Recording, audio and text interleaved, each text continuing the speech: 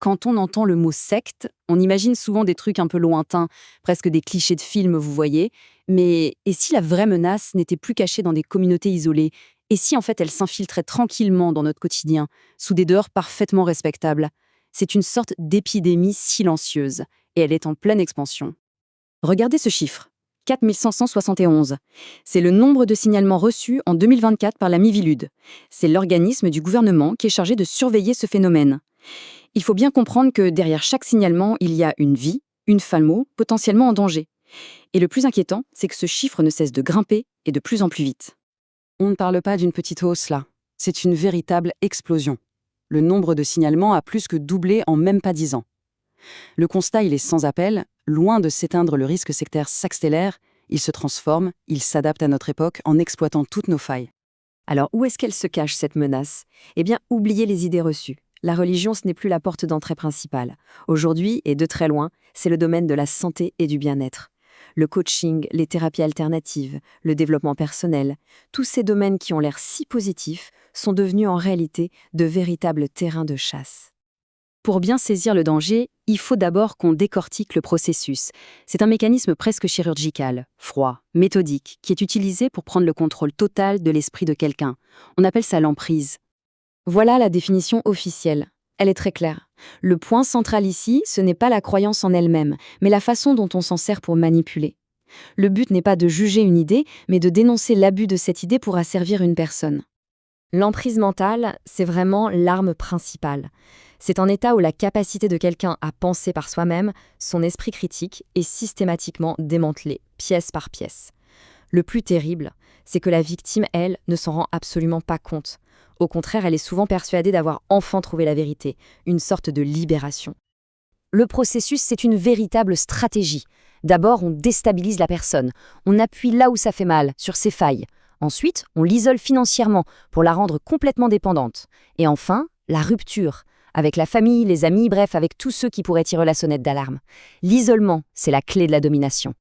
Une fois que la personne est isolée, c'est le groupe entier qui se coupe du monde. Le discours devient antisocial. Tout ce qui est extérieur au groupe est présenté comme mauvais, dangereux. Ça renforce la cohésion du groupe et ça transforme les membres en une sorte de minorité assiégée, ce qui valide complètement la paranoïa que le leader a installée. Écoutez bien ce témoignage, il fait vraiment froid dans le dos.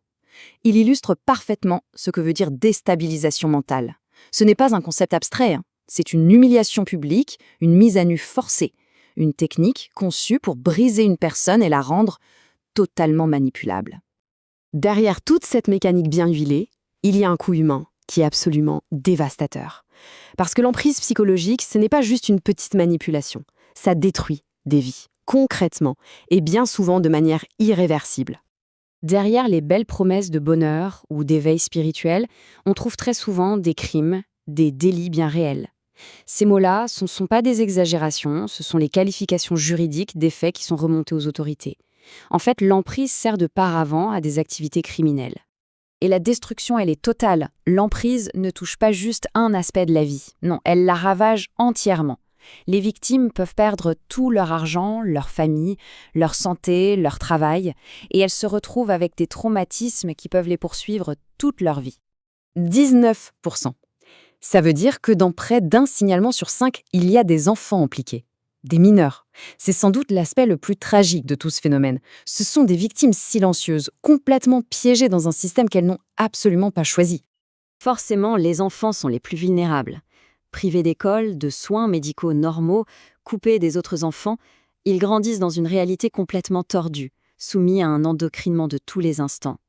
Ils sont exposés à tous les abus, sans aucun moyen de comprendre ce qui se passe, et encore moins de demander de l'aide. Alors face à une menace aussi insidieuse, comment est-ce qu'on se défend? La réponse, en fait, elle n'est pas si compliquée. Elle se trouve dans une capacité qu'on a tous, celle de poser des questions, de douter. Notre esprit critique.